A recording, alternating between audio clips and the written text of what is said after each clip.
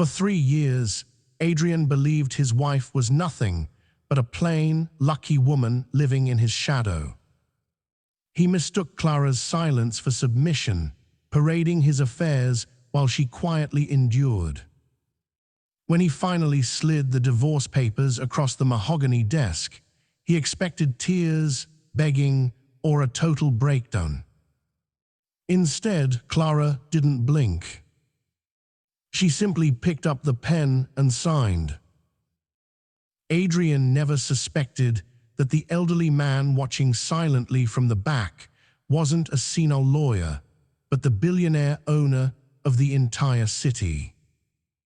That silent signature wasn't just an end, it was a brutal declaration of war. The conference room on the 42nd floor of the generic Manhattan high-rise smelled of lemon polish and expensive intimidation. It was a cold room designed to make people feel small. Floor-to-ceiling windows offered a view of a gray, weeping New York skyline, but inside, the air was bone dry. Adrian Dubois sat at the head of the table, checking his watch for the 3rd time in a minute.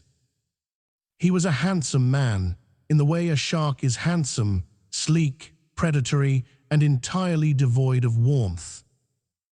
He wore a bespoke navy suit that cost more than Clara's first car, and his fingers drummed a restless rhythm against the glass tabletop. "Clara, please," Adrian sighed, the sound sharp with impatience. "Let's not make this a theatrical production. Mr. Henderson has another meeting at 2, and frankly, I have a flight to catch." Clara sat opposite him. She looked small in the oversized leather chair. She wore a simple beige cardigan and dark trousers, her hair pulled back in a messy, practical bun. She wore no jewelry, not even the wedding band. She had taken that off 3 weeks ago, placed it on his nightstand, and moved into the guest room. She didn't look at Adrian. She looked at the papers. Decree of dissolution of marriage. The words were bold, black, and final. "I'm reading the terms, Adrian," Clara said softly. Her voice was steady, lacking the tremble he had evidently prepared himself for. "The terms are generous," Adrian snapped, leaning forward. "More than generous. You get the apartment in Queens, the Honda, and a lump sum of $50,000. That is plenty for whatever it is you plan to do next. It's not like you contributed to the company, Clara. You managed the house. You arranged flowers." He laughed, a short, cruel sound. "You were a good housewife, mostly. But we both knew this wasn't a match of equals. I need someone who can stand beside me at galas, someone who understands the intricacies of the Dubois group. Isabel understands that, Isabel." The name hung in the air like a foul odor. Isabel Vane was his chief marketing officer, a woman who wore stilettos like weapons and had been warming Adrian's bed for the better part of a year. "Isabel," Clara repeated, tasting the name. "She is going to Paris with you tonight. That's none of your concern anymore," Adrian said, checking his phone as it buzzed.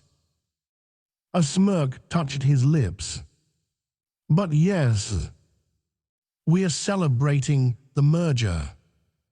Once I sign the deal with the Stirling Consortium, Dubois Logistics will go global. I'll be untouchable." Clara turned a page.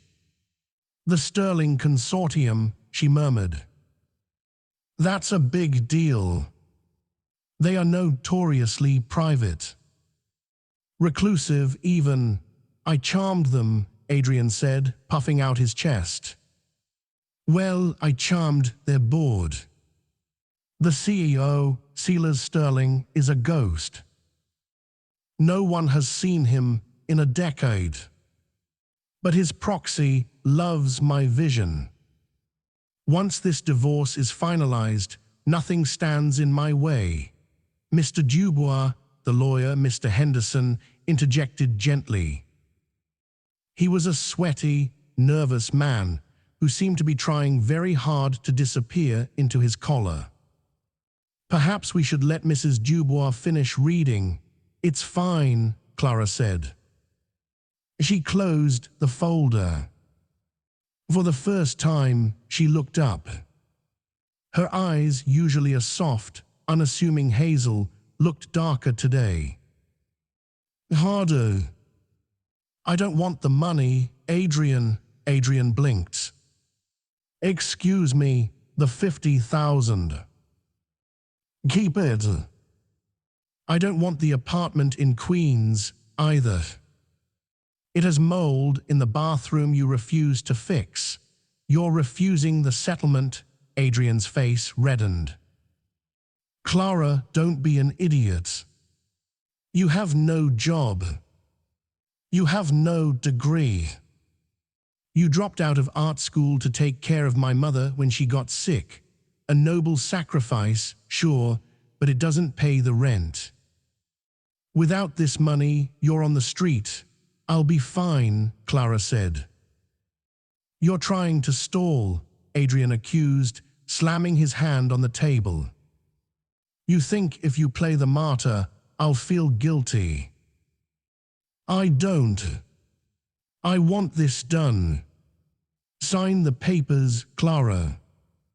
Or I swear to God, I will have my lawyers bury you in so much litigation you won't be able to buy a coffee without a subpoena.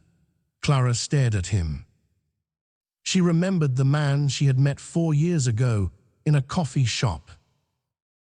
He had been charming then, seemingly humble. He had told her he loved her quiet strength. He had lied. He didn't love her strength. He loved that he could dominate it. I'm not stalling, Clara said. She reached into her bag and pulled out a fountain pen. It was an old thing, heavy black lacquer with silver filigree. Adrian scoffed. Where did you get that?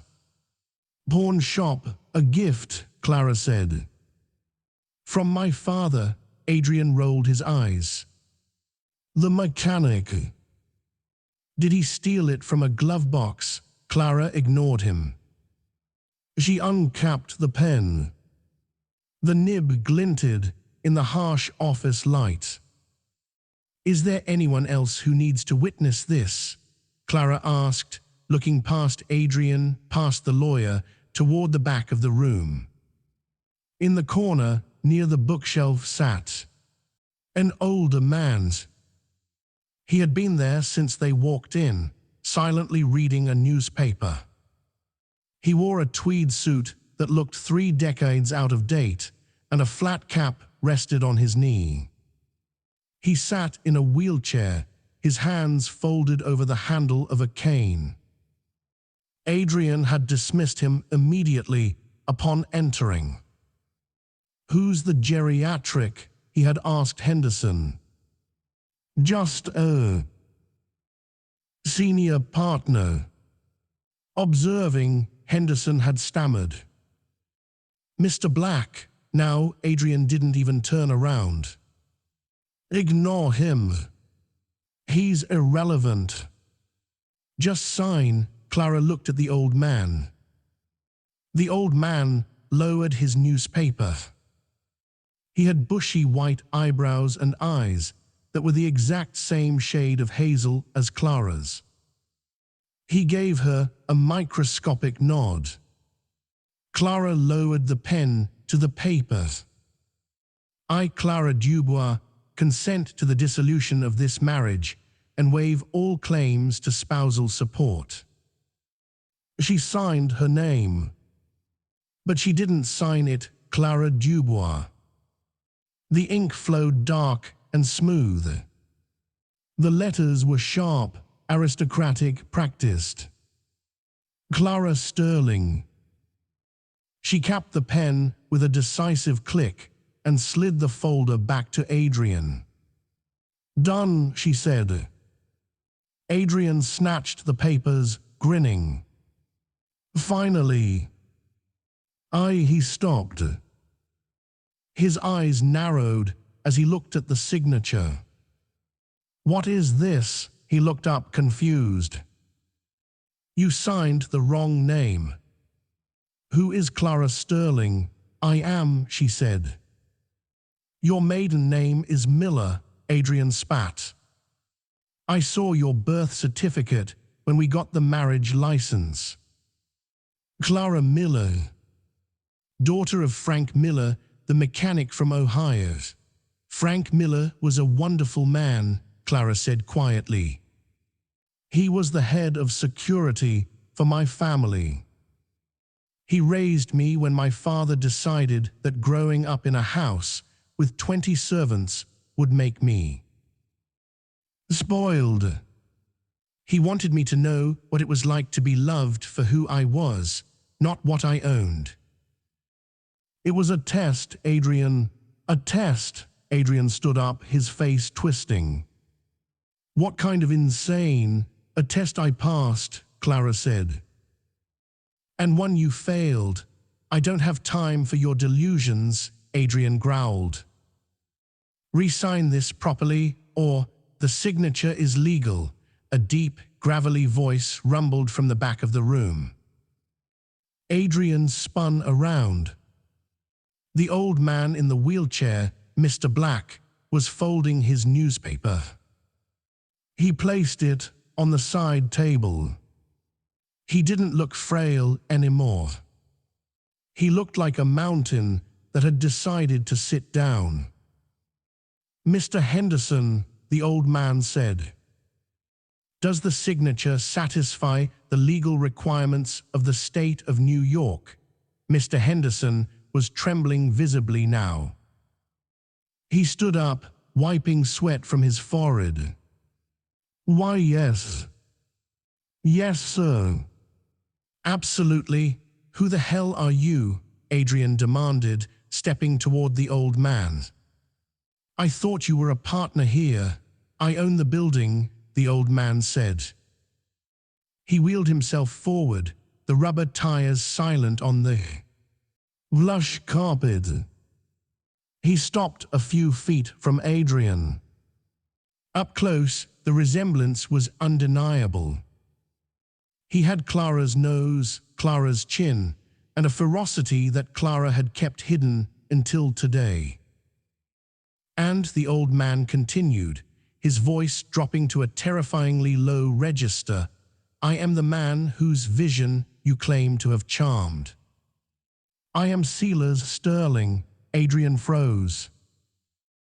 The color drained from his face, so fast it looked like a physical blow. He looked from the old man to Clara and back again. The dots connected in his mind, but his brain refused to accept the picture they formed. "No," Adrian whispered. "No, that's impossible. Clara is. She's nobody." "Clara," Silas Stirling said, looking at his daughter with a warmth that melted the ice in the room, "is the sole heiress to the Stirling Consortium. And she is the acting chairwoman of the board you are trying to merge with." Silas turned his gaze back to Adrian. The warmth vanished. "And you, Mr. Dubois, just divorced your biggest investor 5 minutes before a board meeting." Silas checked his pocket watch. "Speaking of which, we are late, Clara. Isabel is probably wondering why her access pass has been revoked." Clara stood up. She smoothed her cardigan. She didn't look like a housewife anymore. She looked like a queen who had just survived an assassination attempt. "Goodbye, Adrian," she said. She walked over to her father, took the handles of his wheelchair, and turned him toward the door. Adrian stood paralyzed, the signed divorce papers crinkled in his grip. As the door opened, the sounds of the busy office filtered in, phones ringing, people talking. But for Adrian Dubois, the world had just gone completely, terrifyingly silent. "Wait," Adrian choked out, stumbling forward. "Clara, wait." "We can," the heavy oak door clicked shut in his face. The hallway outside the conference room was quiet, a stark contrast to the storm Clara had just unleashed inside. She pushed her father's wheelchair toward the elevators, her heels clicking a steady, rhythmic beat on the marble floor. "You didn't have to come, Dad," Clara said softly, pressing the down button. "I could have handled Henderson," Silas Stirling chuckled, a sound like grinding stones. "I know you could have, Clara. But Henderson is a rat. Rats need to see the cat to know fear. Besides," he patted her hand resting on his shoulder, "I wanted to see the look on his face when he realized he'd been negotiating with a ghost." The elevator doors slid open. Inside stood two men in dark suits, Silas's personal security detail. They didn't look like mal cops, they looked like they broke bones for a living. They nodded respectfully to Clara. "Ma'am," the taller one said. "The car is waiting. Thank you, Marcus," Clara replied. As the elevator descended, the facade Clara had worn for 3 years, the slump of the shoulders, the averted gaze, the apologetic posture, melted away. She straightened her spine. She rolled her neck. It was as if she were physically shedding a heavy, suffocating coat. "He's going to call Isabel," Clara said, staring at the changing floor numbers. "Let him," Silas grunted. "Let them scramble. Panic makes people sloppy." "And Adrian Dubois is already sloppy. He thinks he's brilliant," Clara mused. "He thinks the Stirling merger is his crowning achievement. He doesn't realize he's been walking into a cage for 6 months. That's because you built the cage very well, sweetheart," Silas said, his voice filled with pride. "You played the part of the doting, oblivious wife perfectly. You let him think he was the king while you were quietly moving the chess pieces." The elevator dinged at the lobby. The security team formed a wedge, escorting them through the bustling entrance of the building toward a sleek, black Rolls-Royce Phantom idling at the curb. Passers-by glanced at the old man in the wheelchair and the woman in the cardigan, dismissing them. They had no idea that the woman walking past them controlled a portfolio worth $40 billion. Inside the car, the silence was luxurious. Silas pressed a button and a hidden compartment opened, revealing a crystal decanter and 2 glasses. He poured a small amount of amber liquid into one and handed it to Clara. "To freedom," he said. Clara took the glass. "To the truth," she took a sip. It burned, grounding her. "Here," Silas said, handing her a tablet. "The live feed from your old house." Clara looked at the screen. It showed the security camera feed from the driveway of the colonial mansion she had shared with Adrian. A moving truck was already there. But it wasn't moving her things out. "What is this?" Clara asked. I took the liberty of having your personal effects secured, Silas said. While you were signing the papers, my team was retrieving your grandmother's jewelry, your sketches, and your portfolio from the safe. Adrian changed the code, but well. Codes are merely suggestions to my people. Clara watched the screen. He's going to be furious. He doesn't have a house to be furious in anymore, Silas said calmly. The deed to that house. It was held by a shell company, Blue Heron Properties. Remember who owns Blue Heron? Clara smiled, a genuine sharp smile. I do, exactly. Technically, Adrian has been living in company housing. And since he is no longer family, Silas shrugged. Eviction notices can be very swift. Meanwhile, 40 floors up, Adrian Dubois was pacing the conference room like a trapped animal. Mr. Henderson, he screamed, throwing the divorce papers onto the table. Fix this. Tell me that wasn't legal. Tell me that old man was an actor. Henderson was wiping his glasses frantically. Mr. Dubois, please calm down. The signature is valid. If that man really is Silas Stirling. It's not possible, Adrian roared. Silas Stirling is a myth. He hasn't been seen in public since the 2018 crash. He's supposed to be an invalid in the Swiss Alps, not sitting in my divorce proceedings. Adrian's phone buzzed. It was Isabel. He snatched it up. Isabel. Listen to me, we have a problem.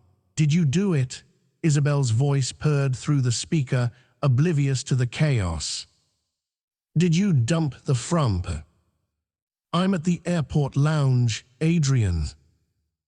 Champagne is on ice. The flight to Paris leaves in 2 hours. Tell me you're on your way. Shut up about the flight, Adrian snapped. There was a stunned silence on the other end.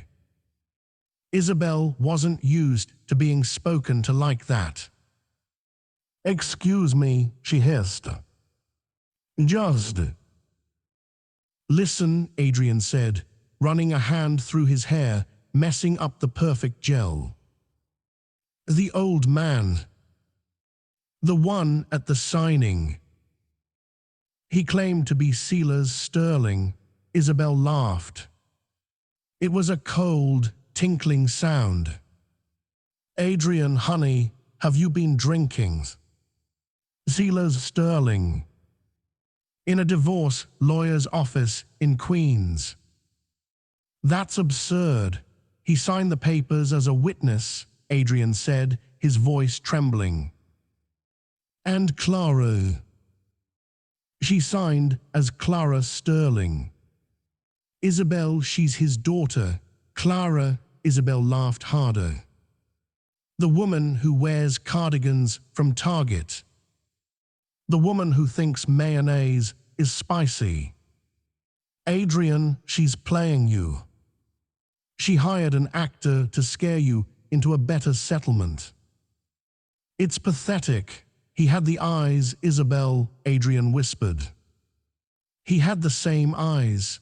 You are being paranoid, Isabel said firmly. Look, get to the airport. We have the merger meeting in Paris tomorrow morning. The Stirling board is expecting us. If you're late, it looks weak. Forget Clara. She's history.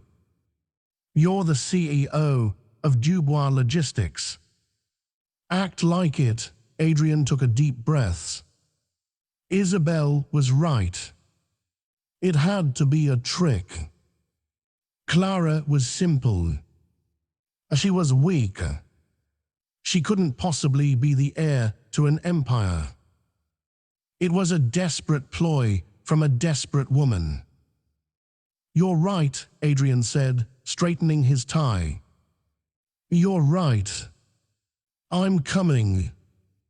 I'll meet you at the gate." He hung up and looked at Henderson. "File the papers," Adrian commanded. "If she wants to play games with names, let her.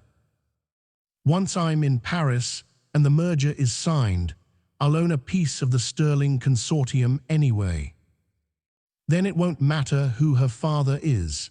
He grabbed his briefcase and stormed out, convinced he was still the predator. He didn't realize he was running directly into the lion's den. The Rolls-Royce didn't head to the airport. It headed to a private airfield in Teterboro, New Jersey.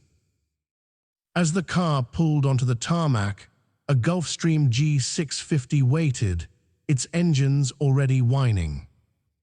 The tail number didn't end in typical letters, it ended in STRLNG. Clara stepped out of the car. The wind whipped her hair, but she didn't care. "We have to make a stop before we go to Paris," Clara said to her father. "Oh," Silas raised an eyebrow as he was helped into the jet lift. "Where 5th Avenue?" Clara said. "The apartment. I thought you said you didn't want anything from the apartment." "I don't," Clara said. "I need my apartment. The penthouse at the pier. I need clothes, Dad.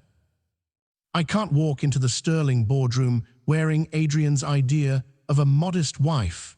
Silas grinned. "That's my girl." 3 hours later, Adrian Dubois landed in Paris. He met Isabelle at Charles de Gaulle Airport. She looked stunning in a red dress that screamed mistress of the universe, but her expression was sour. "You're late," she said, pecking him on the cheek. "The board meeting is moved up. They want to meet tonight. At the Stirling headquarters at La Défense. Tonight," Adrian frowned. "That's aggressive. Usually they like to wine and dine first. Maybe they're eager," Isabelle said, linking her arm through his. "Maybe they heard about your divorce and know you're fully committed now." "This is it, Adrian. Once we sign, we are royalty." They took a taxi to the business district. The Stirling building was a monolith of glass and steel, piercing the night sky. It looked impenetrable. Adrian felt a flicker of unease as they walked into the lobby. It was empty. Too empty.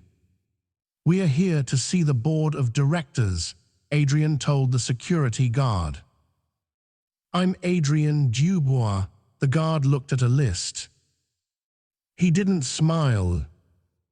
"Top floor," the guard said. "Elevator C." Adrian and Isabelle stepped into the elevator. The ascent was fast. Their ears popped. "Why is it so quiet?" Adrian whispered. "Stop it," Isabelle hissed. "Fix your tie. You look sweaty." The doors opened. They weren't in a conference room. They were in a vast, open-plan office that had been cleared out. In the center of the room sat a single, long table made of obsidian. Around the table sat 12 people. Men and women in suits that cost more than Adrian's car. They sat perfectly still, their hands folded. At the head of the table, a chair was turned away from them, facing the floor-to-ceiling window that looked out over the Eiffel Tower. "Ladies and gentlemen of the board," Adrian announced, putting on his best salesman's smile. "My apologies for the delay. Traffic in Paris is. Well, you know, no one smiled. No one moved. We are ready to finalize the merger, Isabel added, stepping forward. Dubois Logistics is prepared to integrate fully with the Stirling infrastructure. The chair at the head of the table slowly swiveled around. It wasn't Silas Stirling. It was a woman. She wore a suit of white silk, sharp enough to cut. Glasses. Her hair was no longer in a messy bun. It was sleek, straight, and fell like a curtain of dark gold around her face. Diamonds glittered at her throat and ears, not the cheap baubles Adrian had bought her, but heavy, flawless stones that caught the light like cold fire. She rested her elbows on the table and tented her fingers. Adrian dropped his briefcase. Isabel gasped, her hand flying to her mouth. The woman smiled. It was the same smile Clara had worn when she signed the papers, but amplified by 1,000 volts of power. "Welcome to Paris, Adrian," Clara said. "Please take a seat. We have so much to discuss. Specifically, the liquidation of your assets." The silence in the Parisian boardroom was heavy enough to crush a man, and right now it was crushing Adrian Dubois. He stood frozen, his hand still gripping the back of a chair for support. He looked at the woman at the head of the table, the woman he had dismissed as a boring, simple housewife for 3 years. Clara looked regal, dangerous, and utterly unrecognizable. "Clara," Adrian's voice cracked. "What? What are you doing there? Get up. You're embarrassing yourself. This is the Stirling board." "I know," Clara said, her voice smooth as velvet but cold as ice. "And I am the chairwoman. Did you really think my father, Silas Stirling, would entrust his legacy to anyone else?" Isabel recovered first. She stepped forward, her eyes darting around the room, assessing the threat. "This is a joke," she spat. "A very expensive, elaborate joke. Adrian, call security. She's trespassing." One of the board members, a grey-haired man named Monsieur Renard, cleared his throat. He didn't look at Adrian, he looked at Clara with absolute deference. "Madame Chairwoman, shall we remove the intruders? Or do you wish to hear them out?" Clara waved a hand dismissively. "Let them stay, Renard. I want them to see this." She tapped a folder on the obsidian table. "Adrian, you came here to finalize the merger between Dubois Logistics and the Stirling Consortium." "Correct, yes," Adrian said, puffing his chest out, trying to regain his footing. "And once I sign, I'll be a majority stakeholder. I'll have the power to fire you from whatever fake position your daddy gave you." Clara smiled. It was a terrifying expression. "Actually, Adrian, you didn't read the preliminary contracts very well, did you? You were so busy staring at Isabel's legs during the negotiations in New York that you missed Clause 14b. Clause 14b, Adrian frowned. "The competency and integrity clause," Clara explained.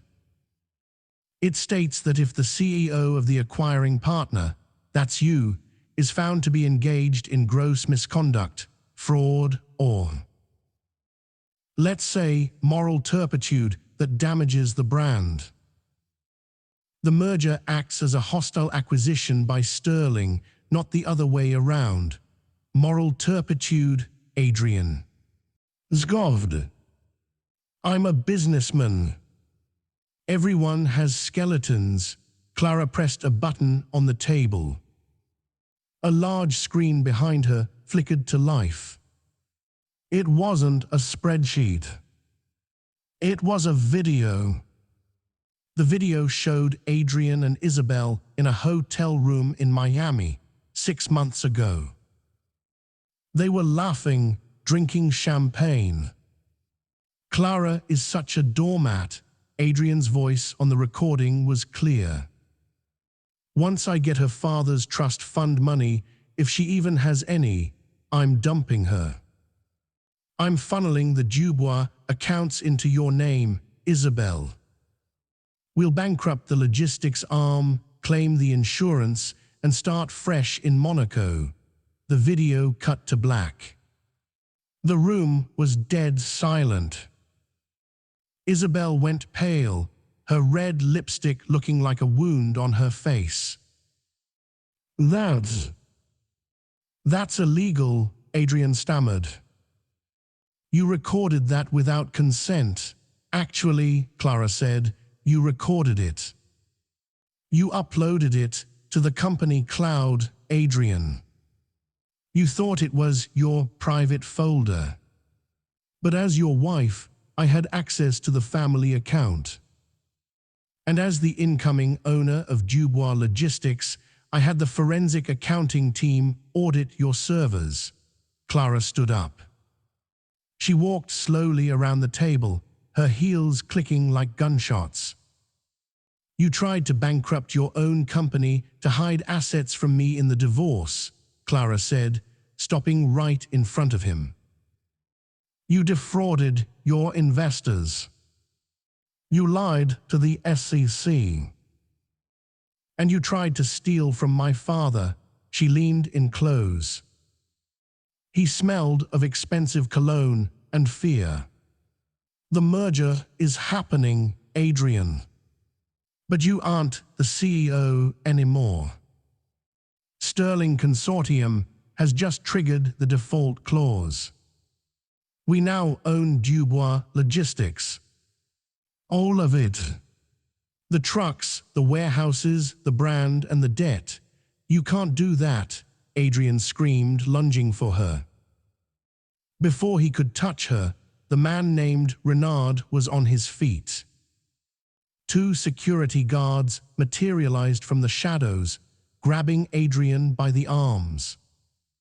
And the best part, Clara whispered, her eyes dancing with dark amusement. Since you signed the divorce papers yesterday, waiving all rights to spousal support and property, you walk away with nothing. No company. No wife.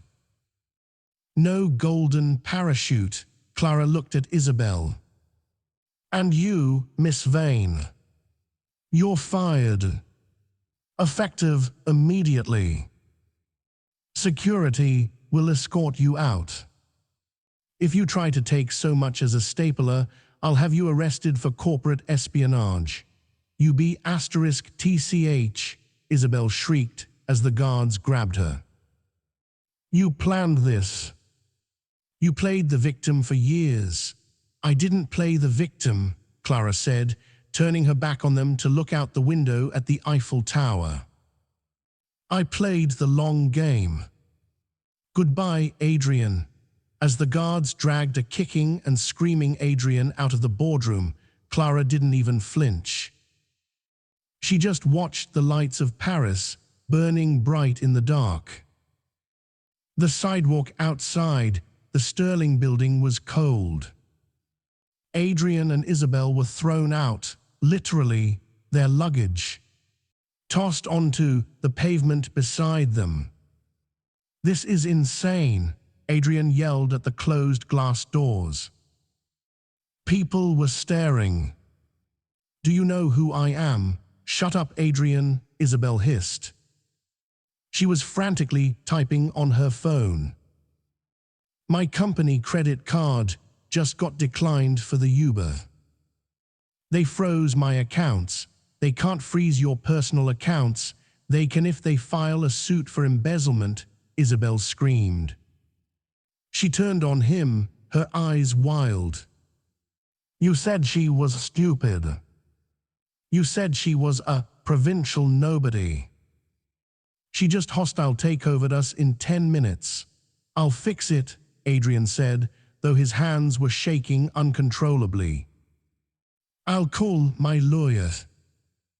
Henderson will, Henderson, Isabel laughed hysterically. Henderson works for them, you idiot. Who do you think recommended him? Clara, Adrian froze. The memory washed over him. 3 years ago, when he needed a new corporate counsel, Clara had casually mentioned a nice man at the club named Henderson. He had walked right into it. We need a hotel, Adrian said. I have my personal savings.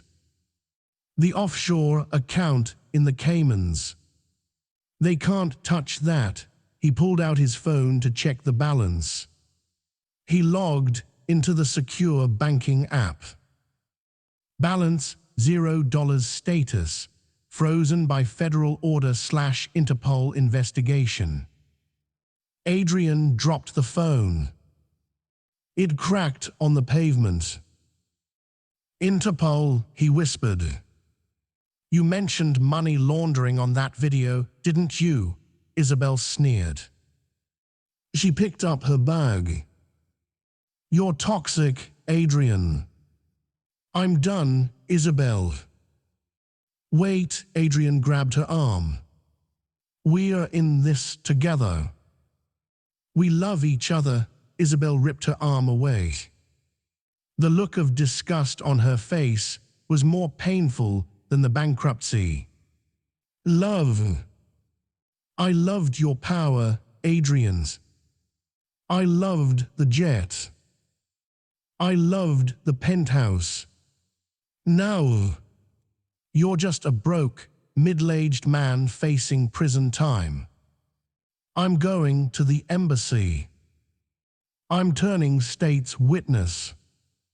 Maybe if I testify against you, Clara will let me keep my apartment.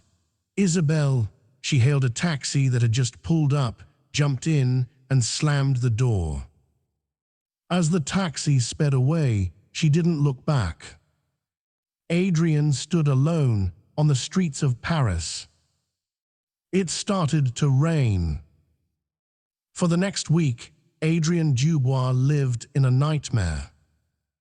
He couldn't leave France because his passport had been flagged. He couldn't access his money. He had to sleep in a cheap hostel in the 18th arrondissement, surrounded by backpackers who looked at his ruined suit with suspicion. Every time he turned on the TV in the hostel lobby, he saw her. Clara Stirling. She was on the cover of Forbes. She was on CNN. She was being interviewed by the BBC. The Secret Heiress, how Clara Stirling saved her father's empire and exposed corporate fraud. The headlines were brutal. They painted Adrian not as a tragic figure, but as a buffoon. A greedy, cheating husband who had been outsmarted by his quiet wife. The internet was having a field day. Memes of his face when the guards dragged him out were trending globally. He tried to call his old friends. They blocked his number. He tried to call his mother. She cried and hung up, saying the FBI had raided her condo looking for stolen assets. He was radioactive. But Adrian Dubois was a narcissist. And narcissists don't accept defeat. They get angry. They get desperate. He found a way to contact a tabloid journalist, a sleazy man named Gaston who worked for a gossip rag. He promised Gaston the real story. He promised to expose Clara as a fraud, a manipulator. Meet me at the Stirling charity gala tonight, Adrian told Gaston over a burner phone. I'm going to confront her. Live. I'll make a scene they can't ignore. I'll ruin her reputation. You can't get in, Gaston said. It's invite only. The President of France is going. I know the catering entrance, Adrian said, his eyes bloodshot. I used to run the logistics for this venue. I know every door. The Stirling Charity Gala was the event of the decade. Held at the Palais Garnier, the opera house was dripping in gold and red velvet. The elite of Europe and America were there, royalty, tech moguls, film stars. Clara stood on the grand staircase. She wore a gown of midnight blue velvet that hugged her curves, with a train that flowed like water. Around her neck was the Stirling diamond, a stone so rare it had its own security team. She was laughing with the CEO of a major tech rival, charming him effortlessly. She was radiant. She was powerful. She was free. Silas Stirling sat nearby in his wheelchair, looking healthier than he had in years. He was holding court with a group of bankers who hung on his every word. She's a natural, Silas, one banker said. You hid her well. A diamond needs pressure to form, Silas said, sipping his whiskey. She's had enough pressure. Suddenly, a commotion erupted near the orchestra pit. Clara! Clara, you liar! The music stopped. The chatter died down. Adrian Dubois stumbled onto the dance floor. He looked deranged. His suit was stained, his beard unshaven, his eyes wild. He had shoved past a waiter, knocking a tray of champagne glasses to the floor with a deafening crash. Security started to move in, but Clara raised a hand. Wait, she walked down the stairs, step by step, descending like a goddess coming down to judge a mortal. Adrian, she said, her voice amplified by the acoustics of the opera house. You're crashing a charity event for orphans. Have you no shame left? Shame, Adrian screamed, pointing a shaking finger at her. You ruined me. You stole my company. You tricked me into signing those papers. He turned to the crowd, spotting the journalist Gaston filming with his phone. She's a fraud, Adrian yelled to the room. She lied to me for 3 years. She pretended to be poor. She's a sociopath who manipulated me. The crowd didn't gasp. They didn't look shocked. They looked bored. They looked at him with pity. You think they care? Clara asked softly, reaching the bottom of the stairs. I'm the victim here, Adrian sobbed, his bravado crumbling. I made you, Clara. I gave you a home. I gave you a life. You gave me a cage, Clara said. And you made me small so you could feel big. She signaled to the screen above the stage, the one meant for the charity presentation. Since you want to talk about truth, Adrian, let's show everyone why the board fired you. Not just the affair. That was boring. Let's talk about the shipping containers. Adrian's face went white. No. No, don't. The screen changed. It showed documents, manifests, and photos of shipping containers marked with the Dubois Logistics logo. For 2 years, Clara narrated, her voice ringing clear, Adrian Dubois has been using his logistics company to smuggle counterfeit pharmaceuticals into developing countries. Fake cancer drugs. Fake antibiotics. A collective gasp ripped through the room. This wasn't gossip. This was a crime against humanity. My father and I investigated, Clara continued. We tracked the shipments. We found the victims. That is why we took your company, Adrian. To stop you. The FBI and Interpol are waiting outside. I just wanted to make sure you didn't miss your own retirement party. Adrian looked around. The doors of the opera house opened. 6 officers in tactical gear marched in. They weren't smiling. Adrian Dubois, the lead officer, shouted, "You are under arrest for racketeering, fraud, and international trafficking." Adrian fell to his knees. He looked up at Clara, tears streaming down his face. "Clara, please," he begged, his voice a broken whisper. "I'm your husband. I still love you." Clara looked down at him. There was no hate in her eyes anymore. Just indifference. The same indifference you feel for a bug you step over on the sidewalk. "You don't love anyone, Adrian," she said. "And you aren't my husband. You signed the papers.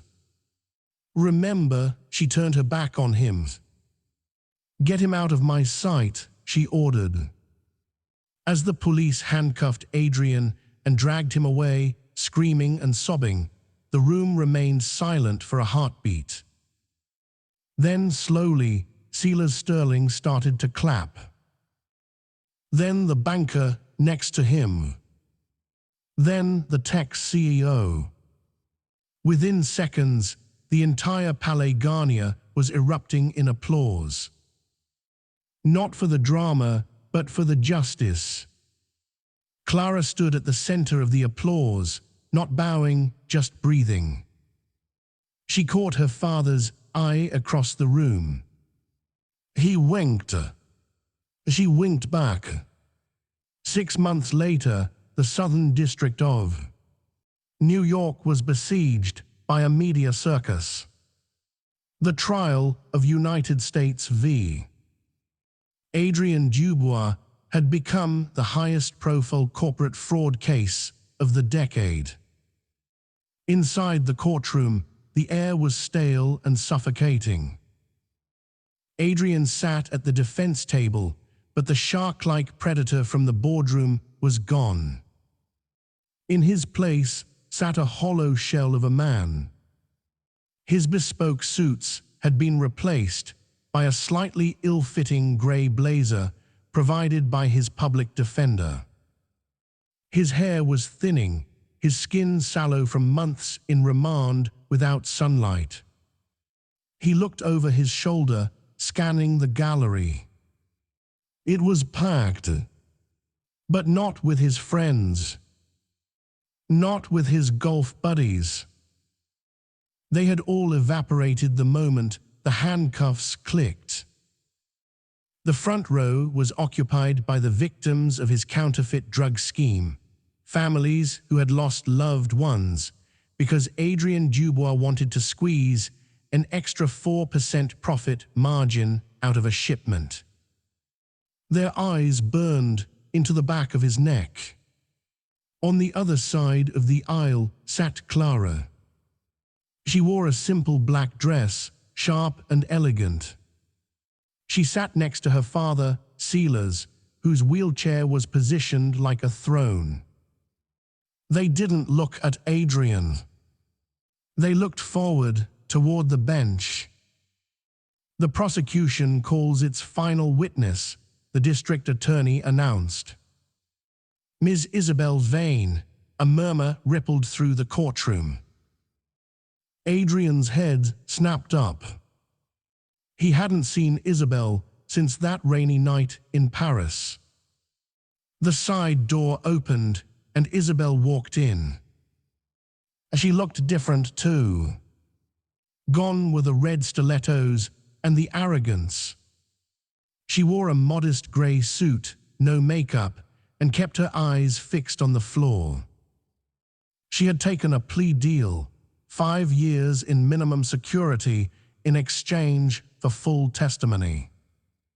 As she passed Adrian, he hissed, "Traitor!"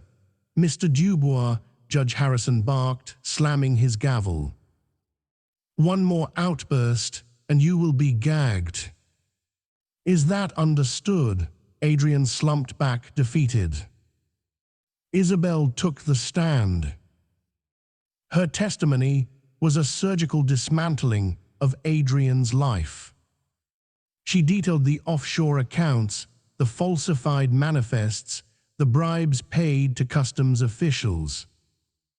She spoke of how he laughed about the quality control issues, calling the victims acceptable collateral damage. "He told me he was untouchable," Isabel said, her voice trembling. "He said his wife was too stupid to notice, and the board was too old to care. He called Clara a placeholder until he could marry someone with real ambition." Clara didn't flinch. She simply took a note in a small leather notebook. "He said," Isabel continued, looking directly at Adrian for the first time, her eyes cold, "that power is the only thing that matters, and that anyone who gets in the way deserves to be crushed." The jury looked at Adrian with undisguised disgust. When the defense's turn came, Adrian's public defender, a young, overworked man named Mr. Klein, tried to paint Adrian as a victim of corporate pressure. Mr. Dubois was under immense stress, Klein argued weakly. He was trying to live up to the legacy of the Stirling family. "He made mistakes, yes, but mistakes," the district attorney shot back during closing arguments. "A mistake is a typo. A mistake is a wrong turn. Smuggling counterfeit cancer medication is not a mistake. It is a choice. A choice made by a man who believed he was a god." The jury deliberated for less than 3 hours. When they returned, the foreman stood up. He was a mechanic, a man with grease under his fingernails, much like the man Clara had claimed was her father to test Adrian all those years ago. On the count of wire fraud, we find the defendant, Adrian Dubois, guilty on the count of money laundering, guilty on the count of racketeering. Guilty, the word guilty, rang out 24 times. Each one was a hammer blow to Adrian's chest. Judge Harrison adjusted his glasses. He looked down at Adrian with eyes that held zero sympathy. "Mr. Dubois, throughout this trial, I have looked for a shred of remorse. I have seen arrogance. I have seen self-pity. I have seen you blame your mistress, your lawyer, and even your ex-wife. But I have not seen regret." The judge leaned forward. "You treated people like commodities. You treated your wife like an accessory. And you treated the law like a suggestion. Today, the bill comes due." Adrian stood up, his legs shaking. "Your Honor, please. I can change. You had 40 years to change, Mr. Dubois," the judge said. "I sentence you to 25 years in a federal penitentiary without the possibility of parole. You are also ordered to pay restitution in the amount of $50 million. Since your assets have been seized, you will work in the prison industry program to pay off this debt at a rate of 12 cents an hour. By my calculation, you should be debt-free in about 4,000 years. The gavel banged. It sounded like a gunshot. Taken him away, the judge ordered. Two marshals grabbed Adrian by the arms. As they dragged him out, he looked back one last time. He locked eyes with Clara. He expected her to gloat. He expected a smirk. But Clara just looked at him. It was a look of profound, terrifying pity.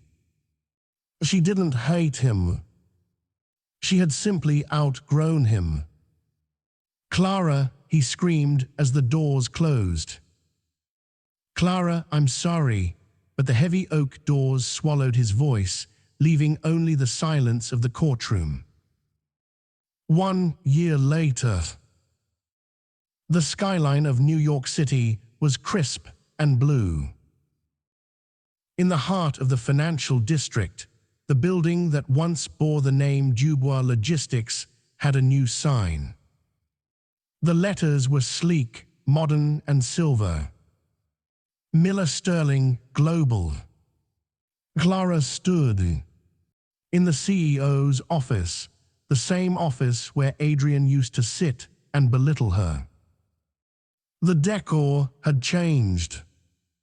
The dark, imposing mahogany was gone, replaced by light oak, glass, and vibrant art. It was a space that breathed. She walked to the window.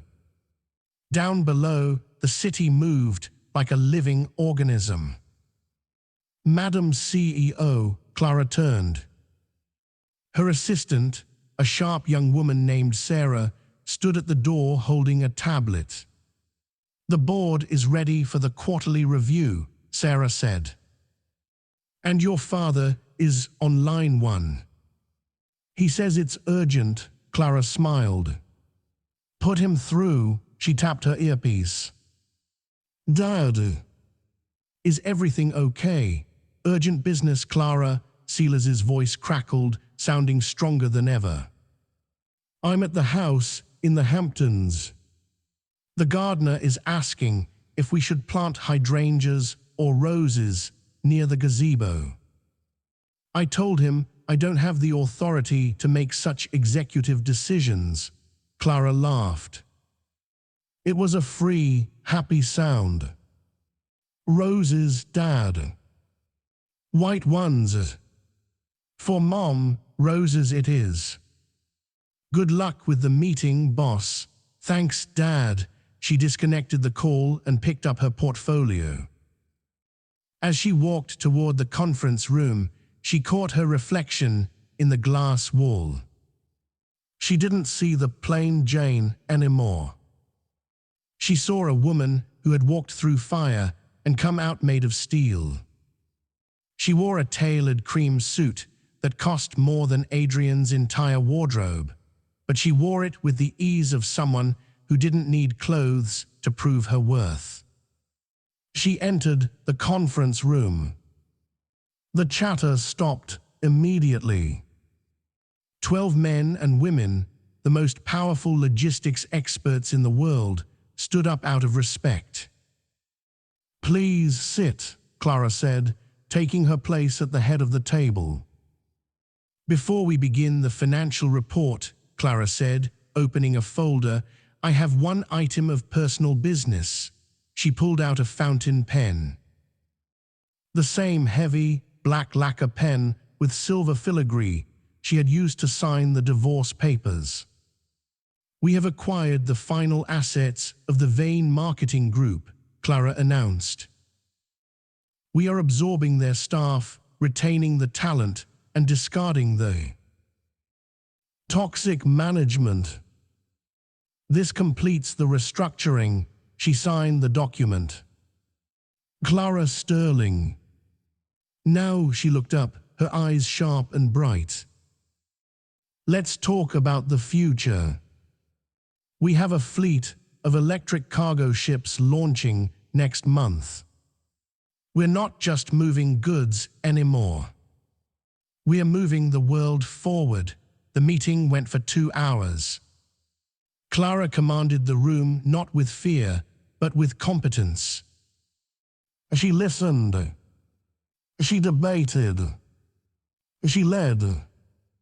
As the meeting wrapped up, Mr. Renard approached her. You know, he said quietly, Adrian never understood this part. He thought being CEO was about the title. He didn't know it was about the work. Adrian thought the world owed him a living, Clara said, capping her pen. I learned the hard way that you have. To earn it. Every single day. He wrote to you, you know, Renard said hesitatingly. From prison. The letter came to the legal department. Do you want to see it? Clara paused. She looked at the pen in her hand. She thought about the man shivering in a cell in upstate New York, making license plates for 12 cents an hour. She thought about the apologies he was probably crafting, the lies he was probably still telling himself. No, Clara said softly. Burn it, burn it. I don't look back, Renard, Clara said, picking up her files. I have a company to run. And I have a date, Renard raised an eyebrow. With myself, Clara grinned. I'm going to order a pizza, sit on my balcony, and watch the sun go down over the city I own. And I'm going to enjoy the silence. She walked out of the conference room, the doors opening automatically for her. She walked past the reception desk, past the security guards who nodded with genuine respect, and out into the bustling street. She took a deep breath of the cold city air. It tasted like victory. Decades ago, a mechanic named Frank Miller had taught her to be humble. A billionaire named Silas Stirling had taught her to be tough. But a narcissist named Adrian Dubois had taught her the most important lesson of all. Never let anyone hold the pen when you are writing the story of your life. Clara hailed a cab, not a limo, just for old time's sake. As she slid into the back seat, the driver glanced in the rearview mirror. Where to, lady? Clara smiled, leaning back and closing her eyes. Wherever I want to go, she said. I'm driving now, and that is how Clara Stirling turned a signature into a sword. It's a brutal reminder that the quietest person in the room is often the one you should fear the most. Adrian thought he was the main character, but he never realized he was just the villain in Clara's origin story. He mistook her silence for weakness and her patience for submission, and by the time he realized his mistake, the ink was already dry. If this story gave you chills, or if you've ever had to silently plan your own comeback against someone who underestimated you, hit that like button right now. It helps the channel grow and lets me know you want more stories like this.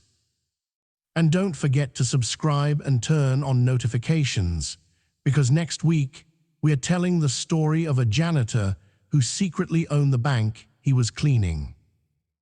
You don't want to miss it.